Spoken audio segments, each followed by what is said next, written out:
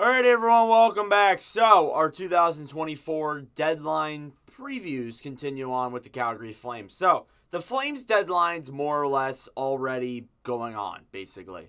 They've already sold off one of their big name players, and it looks like very, very soon they're going to sell off another one. So, as of right now, they are currently 26, 25, and 5 for 57 points. They are 6th overall in the Pacific Division.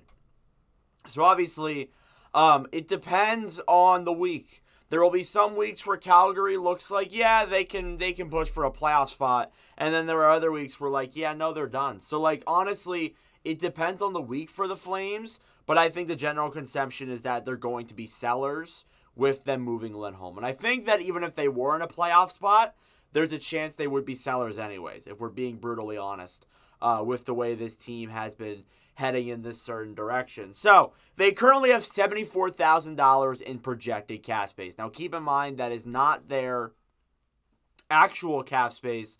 That is just the amount of cap space that is projected of them. Now, obviously, once they trade away some of these other players we're going to mention here, it's definitely going to clear up a lot more room for this overall roster in Calgary. So, we'll just get straight into it here because a lot of the guys are expiring at the end of this season. Your unrestricted free agents goes as follows. You got Kevin Rooney, Noah Hanifin, Chris Tanev, Oliver Shillington, Jordan Oesterle, Gilbert, and AJ Greer. So, obviously, Kevin Rooney, the first name there, is a guy that has been a fourth liner. I don't expect him to get moved unless if it's for a 7th round pick or something like that. Hanifin, however, is a guy that will get moved. And we'll get into that more in depth in a little bit.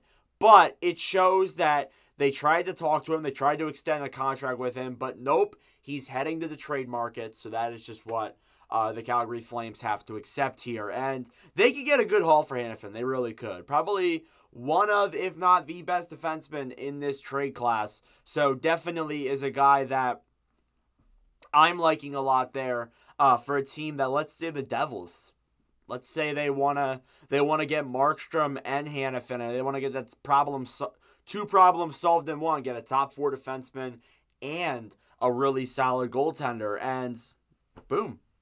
There you go. You solve 2 problems. So, and you could get a pretty good haul in return for 2 players in a deal like that. But obviously, we'll find out if that's the case and what happens.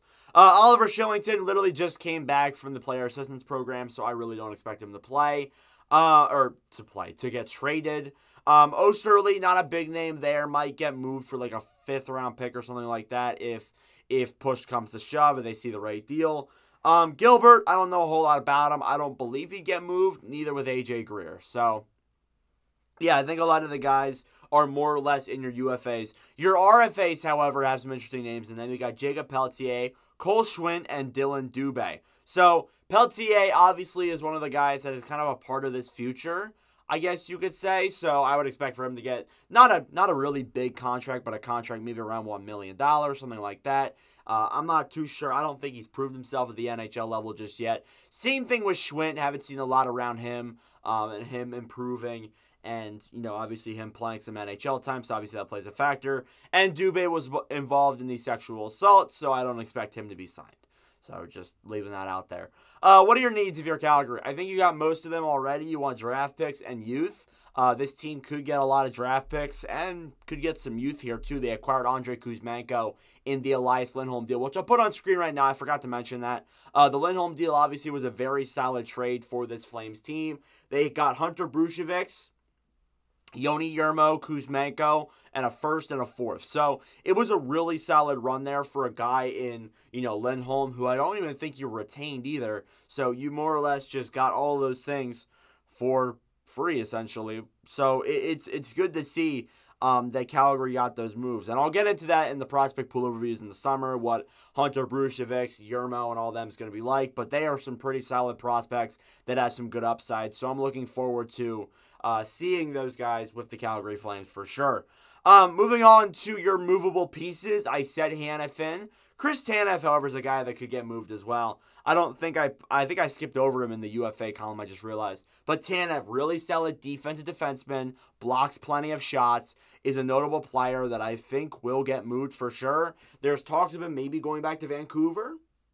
That's something I've heard. I'm not saying that's 100% going to happen, but definitely Tanev is one of the names that I may expect to get moved at the deadline this year. Also, Markstrom, too.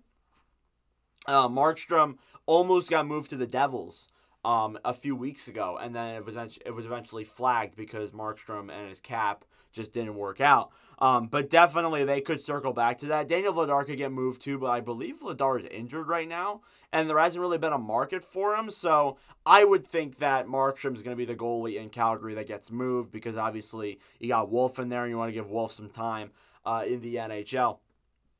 So yeah, those are the big name guys that I think could get moved for the Calgary Flames at this deadline. Obviously, they moved their biggest player already in Elias Lindholm about a month ago at this point. So definitely, we'll see how the Flames handle the rest of these players they need to move at the deadline, and hopefully they get some solid returns back. But anyways, let me know your thoughts in the comment section down below. Thank you all for watching. If you enjoyed, make sure to leave a like. Hit that subscribe button down below. I really appreciate it. But anyways, thank you all for watching, and I'll see you guys in the next video.